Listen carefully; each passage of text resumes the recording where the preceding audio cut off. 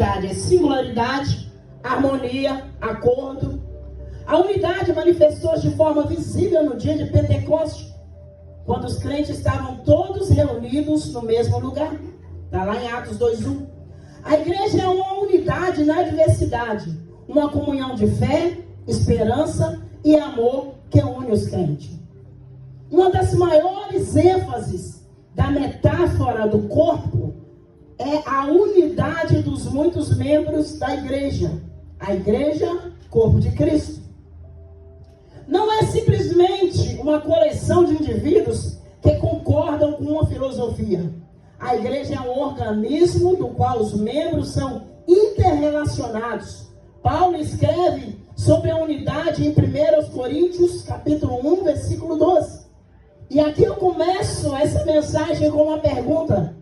Como viver em unidade em um tempo de tanta frieza e apatia espiritual?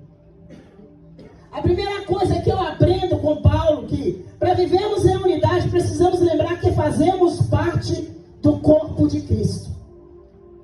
Em 1 Coríntios capítulo 10, versículo 17, Paulo instrui aos coríntios dizendo: mesmo sendo muitos, somos um só povo, um só corpo, ou seja, nós precisamos um dos outros. Como corpo, precisamos lutar pela união da igreja. Como que eu posso fazer para me tornar para ser uma pessoa que viva em união? Aqui a gente está falando igreja, mas união a gente quer falar no total. União na casa, união entre a família, união entre os casais, é uma união geral.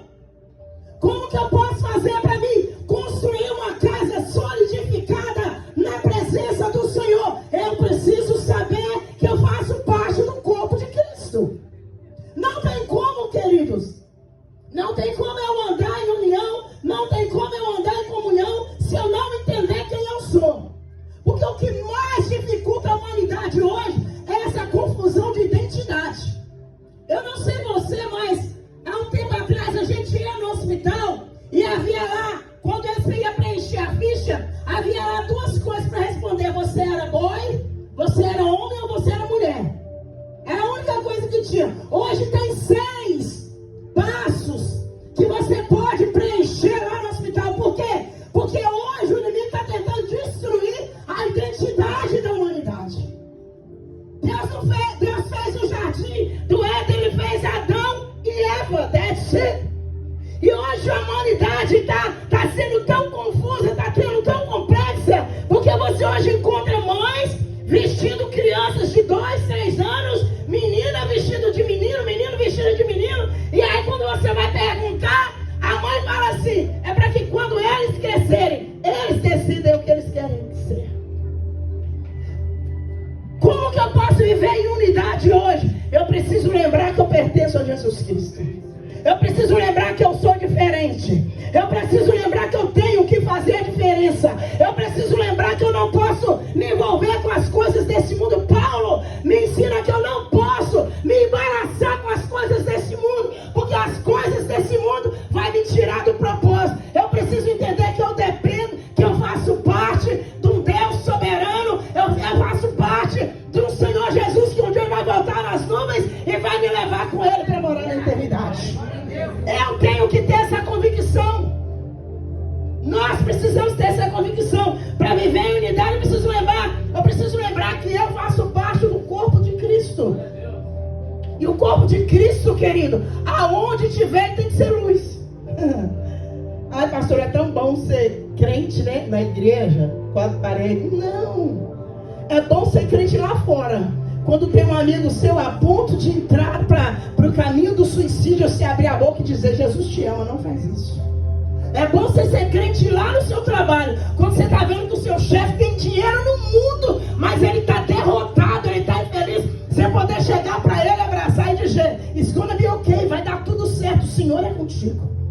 É bom ser crente quando você vê a pessoa caindo no buraco, você poder estender a mão e dizer: não faz isso.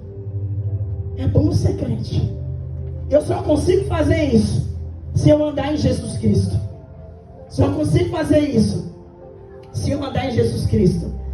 Desde que a humanidade se ausentou Da presença de Deus, o Senhor tem trabalhado para reunir em um só corpo todos os povos, línguas, tribos e nações. E este plano tem dado certo. Como? Através da igreja sobre a face da terra. Erga a sua mão direita para o céu comigo e fala: eu faço parte de uma igreja que caminha em unidade e que vai morar no céu. Aleluia. Você pode aplaudir o Senhor? Aleluia. Isso só vai acontecer se eu for um com Jesus.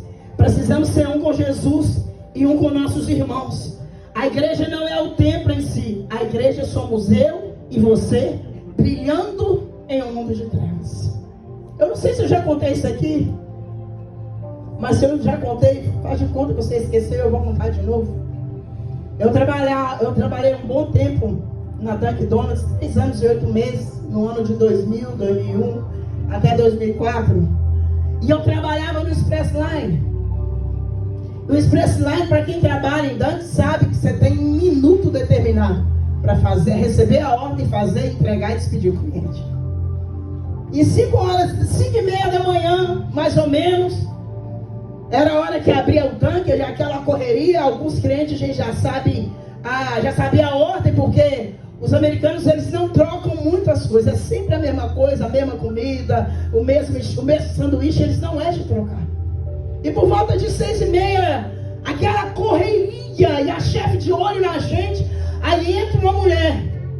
Quando aquela mulher entra, ela chega na frente do caixa, a gente já conhecia a ordem, eu preparei a ordem para ela, deixei a ordem dela em cima do balcão, ela só pagava e saía. Só que esse dia ela não conseguiu só pagar e sair, porque ela estava chorando. E aquela mulher chorando, chorando, chorando, e eu pensei comigo: meu Deus, a fila está grande, eu tenho que dispensar as pessoas, não pode atrasar, eu tenho um minuto determinado para atender essa mulher, essas pessoas, e ela chorando, e o Espírito Santo naquela correria toda. Ele fala assim: para um pouquinho, é só um segundo. E aí eu parei no caixa e fiquei olhando para ela. A mulher olhou para mim e falou assim: eu não sei o que você tem, eu não sei o que é isso, mas isso que você tem é o que eu precisava agora de manhã, eu consegui. Eu não precisei de falar. Andar com Jesus, você não precisa falar, você precisa agir. Andar com Jesus, você não precisa dizer, abrir a boca e dizer: eu sou crente. Não, a sua atitude vai ter que falar por você. Andar com Jesus é ser luz. Andar com Jesus é estender a mão. Andar com Jesus é perdoar. Andar com Jesus é andar lado a lado. Entender que sem Ele nós nada somos. Não somos nada sem Ele. Não somos nada sem Ele. Eu quero repetir isso aí. Aqui a igreja não é o templo em si. A igreja somos eu e você, brilhando em um mundo de trevas. Eu estava em Everett alguns anos atrás. Eu tinha que fazer minha unha na casa de uma mulher, da manicure, óbvio, né? E quando eu estava ali na casa dela, em frente à casa dela, o moço do correio foi entregar a carta. E quando ele entregou a carta, que ele estava descendo os degraus, ele caiu. E a forma que ele caiu, ele torceu o pé. E aquele homem ficou sentado ali naquela escada. E ele gritava: ai, ai, ai, ai. E eu virei para a minha manicure e falei: eu preciso ir lá. Ela falou: pastor, eu preciso ir lá. Aí eu cheguei lá e ele tinha torcido o tornozelo. É por isso que ele sentia tanta dor. Aí eu liguei para o 911, liguei para a polícia, para o bombeiro, e eles atendem o telefone. Na época, era a época do Covid, e eles ficavam assim comigo: tem algum sintoma de Covid? Eu disse: não é Covid, é o pé. Ele tá com febre, não é o pé. Que raiva que estava aqui dentro, né? Tudo era Covid. Espirrou para Covid. Graças a Deus nós estamos libertos. Graças a Deus. Só quando eu fiquei ali com aquele moço até que a ambulância chegasse, e em vez de eu orar por aquele moço, eu chorava por ele, que eu conseguia sentir a dor dele. E eu falava: meu Deus, o que é isso? E ele falou: esse é o meu evangelho, sentir a dor do próximo. Porque quando eu sinto a dor, eu vou amar sem questionar. Quando eu sinto a dor, eu vou respeitar sem querer que mude. Quando eu sinto a dor, eu vou amar sem esperar nada em troca. é ser unido. Isso é ser unido. Isso é ter unidade. Então, o segundo passo, para vivermos em unidade, precisamos entender que precisamos andar em espírito.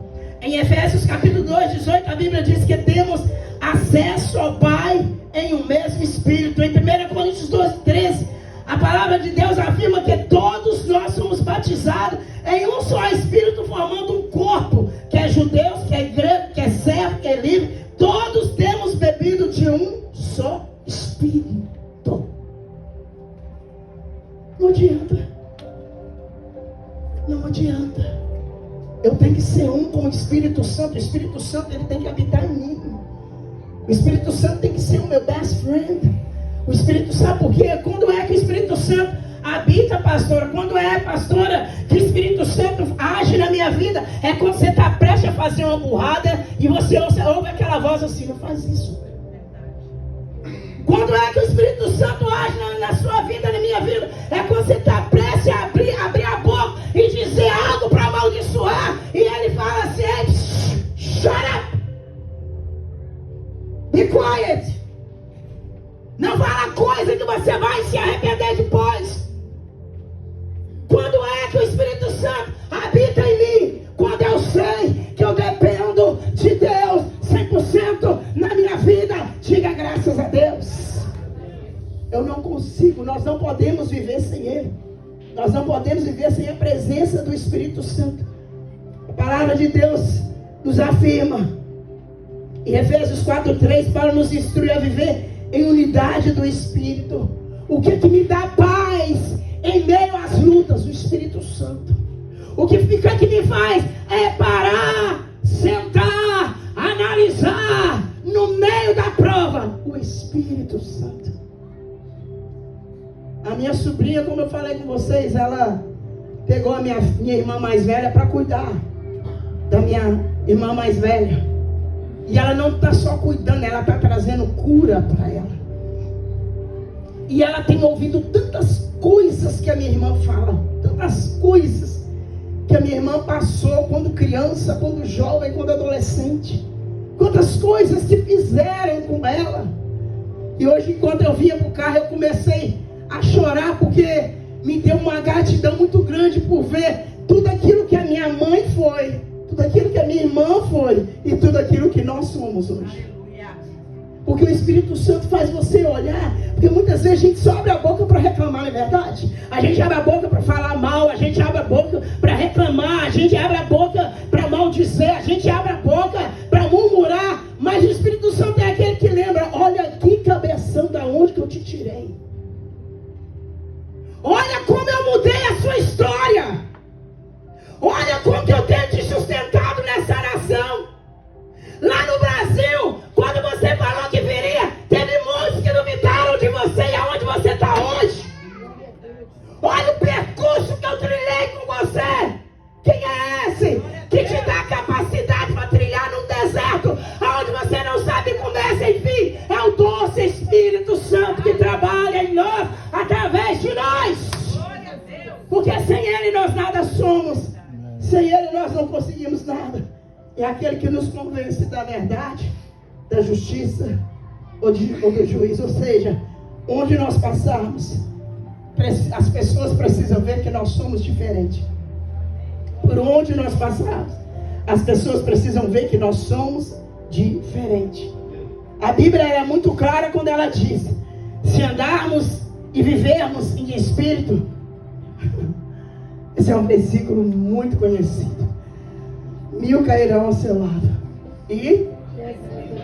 Mas você, quando eu ando com o Espírito Santo, eu tenho a proteção divina. Quando eu sou um com o Espírito Santo, eu estou protegido pelo Senhor.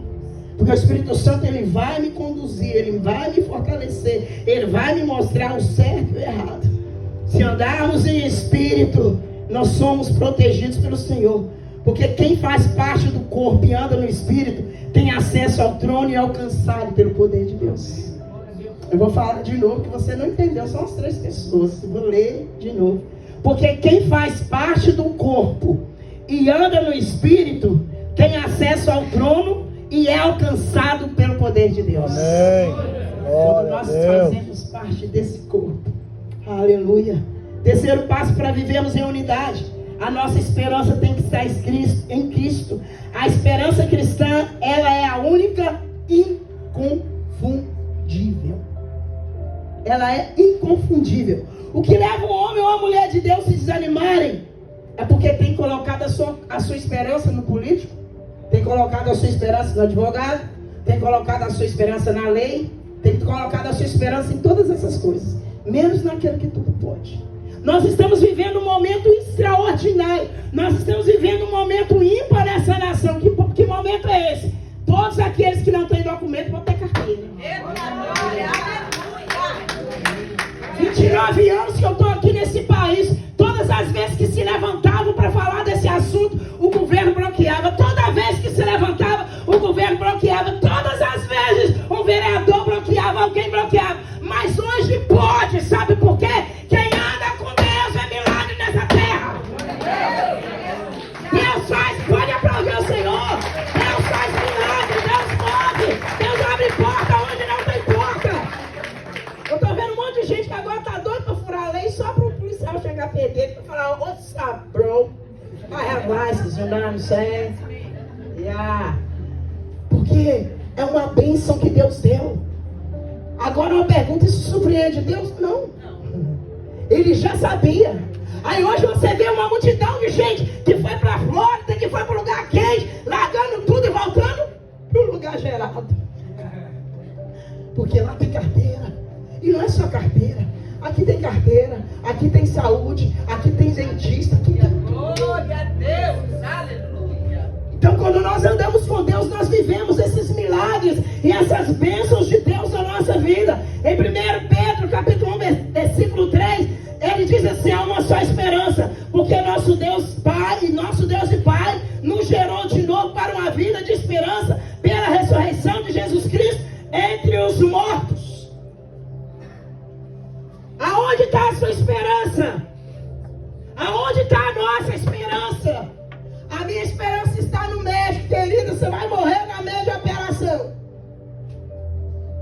A minha esperança está no advogado. Para me dar o meu documento, você vai ser deportada.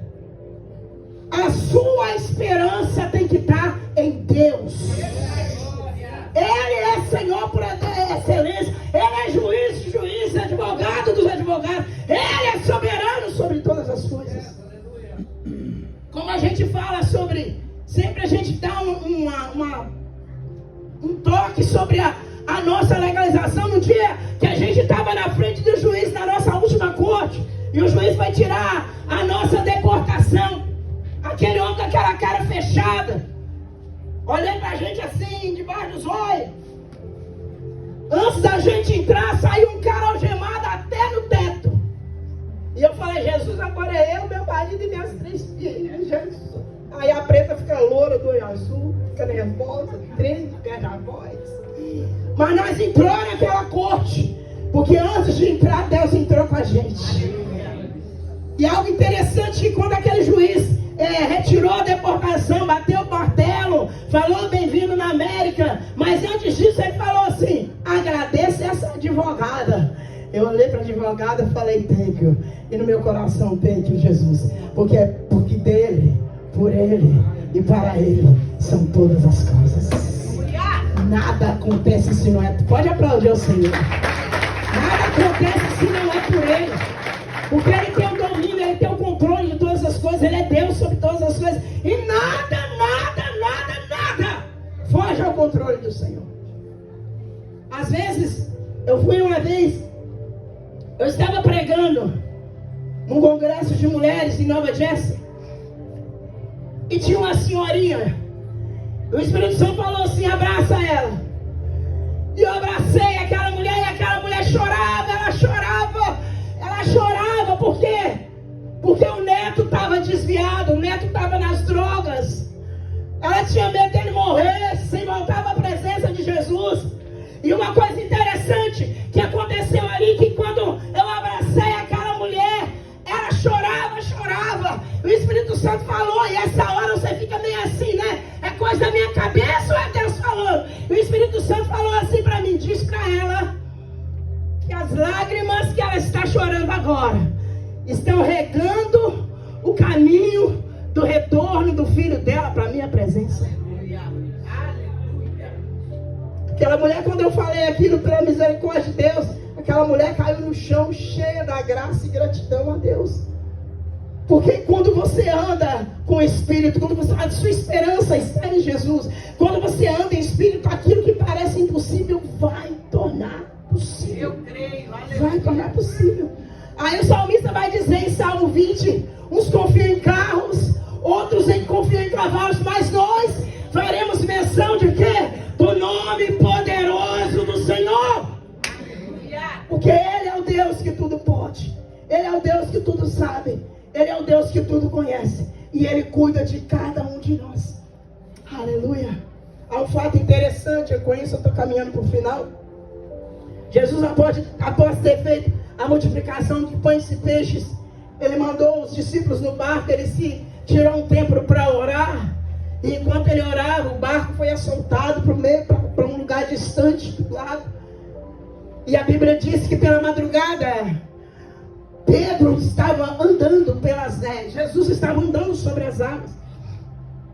E Pedro do barco, quando ele olha, ele vê Jesus andando, eles atemorizaram, Jesus acalmaram eles, estão acelerando. E Pedro atemorizou, mas Pedro ele tinha uma confiança, é um negócio de doido. E Pedro era ousado. Pedro era um cara ousado. E Pedro fala assim: Jesus, se é o Senhor mesmo, então fala assim, me manda até com o Senhor. E a Bíblia diz que Pedro, ele tira o pé do barco, ele pisa na água, e enquanto ele olhava para Jesus, ele andou sobre as águas. Mas quando ele tirou os olhos, ele submergiu.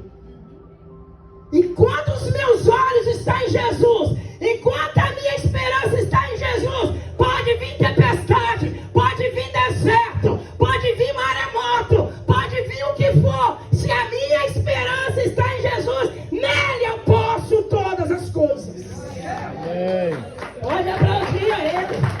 Se a minha esperança está nele eu venço. Ai, mas eu sou fraco, fraco é o diabo. Mas eu não consigo, a Bíblia diz que você pode tudo nele, como é que você não consegue?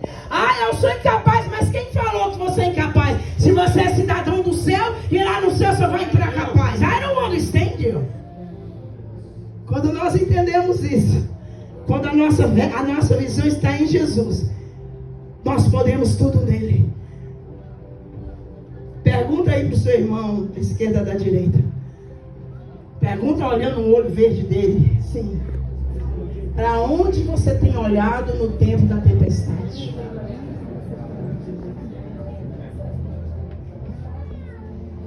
Aleluia. Querida igreja do Senhor, enquanto os nossos olhos estão em Jesus, quando nós somos um com Ele, nós vamos vencer todas as coisas. Aleluia. Quarto passo. Para vivermos em unidade, precisamos amar nosso irmão, independente de qualquer coisa. Esse é um mandamento com promessa. Marcos, capítulo 12, versículo 31. Coloca aí para mim, por favor, Vitor, na tela. Marcos, capítulo 32, versículo 31. Relembra os discípulos um dos mandamentos importantíssimos. Aleluia. Tem que estar lá? O primeiro é amar a Deus sobre todas as coisas. E o segundo é semelhante a este: amarás ao teu próximo como a ti mesmo, pois não há outro mandamento maior do que esse. Ai, Jesus. Pastor, mas aquele cara, ele pega no meu pé demais. Pastor, aquela mulher fala mal de mim. Pastora, qual que é a ordem? Qual que é a ordem? Amará o teu próximo como a ti mesmo. Tem como você se machucar você mesmo? Tem como você se arrebentar com você mesmo? Esse é um dos maiores mandamentos: amar o seu próximo como a ti mesmo. E amar implica em perdoar. Amar implica em andar mais uma milha. Amar implica em parar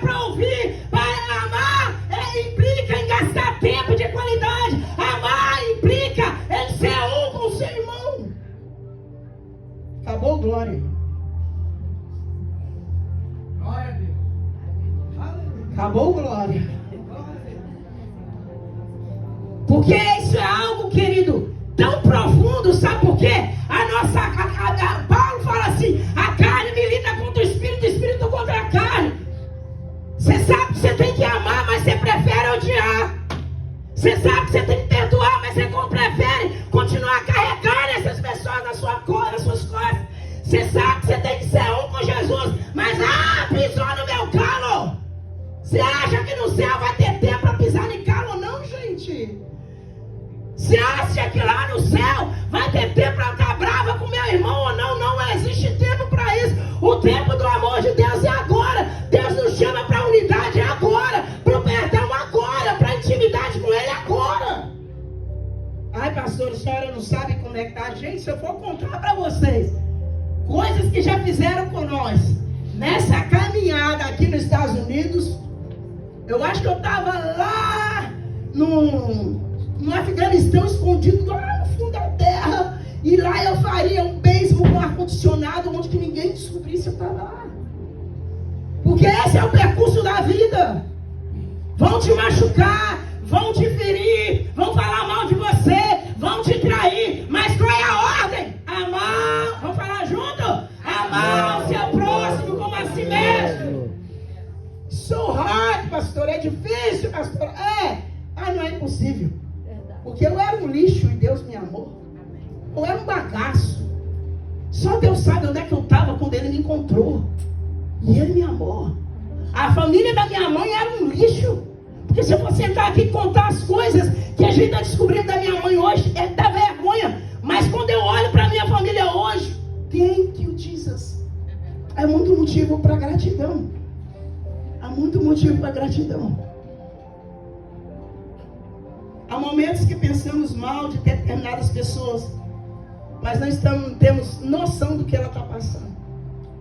Nossa, mas fulano está assim, fulano está assado. Você calçou o sapato dela? Você calçou o tênis dele? Você passou essa batalha com ele essa semana? Você viu onde que ele está sofrendo? Você sabe aonde que está a dor dele? Nós precisamos entender isso. Viver em unidade como igreja e amor é respeitar o meu irmão, meu líder, independente de qualquer coisa. Porque se quisermos que a pessoa muda para amarmos, isso não é amor. Pastor, se fulano mudar, eu vou amar. Então isso não é amor, isso é conveniência. Eu preciso amar a pessoa do jeito que ela é. Em questão dela mudar, isso é ela com o Espírito Santo. Mas a minha função como crente é amar. A nossa função como cristão é amar. Pastor, o cara roubou de mim, o cara me traiu, o cara me deve e não paga. Ama. Quando você faz isso aí, e você coloca ele na presença do Senhor, o Senhor vai tirar o sono dele até que ele te procure e te peça perdão. Quando você faz isso aí, o Senhor vai tirar o sono dele, ele vai procurar você. Enquanto ele não procurar você, ele fala, tá aqui, cara. Tá te devendo? Eu te devia $2.000, eu vou dar 3 pelo atraso. Só um recebeu. Aleluia. Quando você faz isso, você coloca as pessoas que te machucaram na presença de Deus e fala, Senhor, me ensina a amar, independente de qualquer coisa. O Senhor faz coisas extraordinárias. Eu vou contar um testemunho que eu já contei aqui há algum tempo atrás. E com isso eu vou terminar. Mas antes eu só quero ler isso. Para terminar, no versículo 1 do capítulo 4 de Efésios, Paulo insiste que o comportamento do crente deve ser digno do seu chamado divino. No versículo 3 ao 6, os crentes têm a responsabilidade de preservar a unidade no corpo de Cristo. O 6, lembra aos crentes que a unidade de Deus define a unidade da igreja. No versículo 7, Deus concedeu uma medida de graça a cada crente como dom de Cristo. No versículo 13, os objetivos principais de Paulo nessa carta é que os crentes alcancem a unidade da fé e o pleno conhecimento do Filho de Deus. O último, maturidade. O que é a maturidade? A plenitude de Cristo.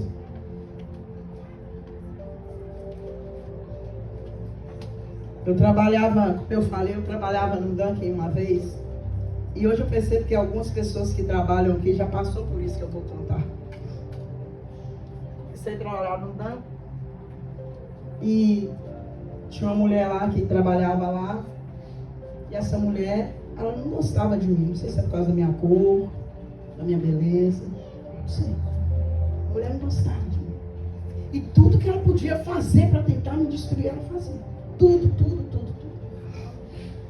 E eu me lembro que ela me machucava, ela me feria. Ela falava coisas que me arrebentavam ali dentro daquela loja. E eu saía da loja, quando não tinha cliente, eu corria no banheiro, eu chorava e jogava o rosto e voltava. E um dia eu estou na igreja, nós abrimos a igreja lá em East Boston. E chega essa mulher lá em East Boston, no culto, onde nós éramos pastores. E eu falei, o que esse capeta veio fazer aqui na igreja?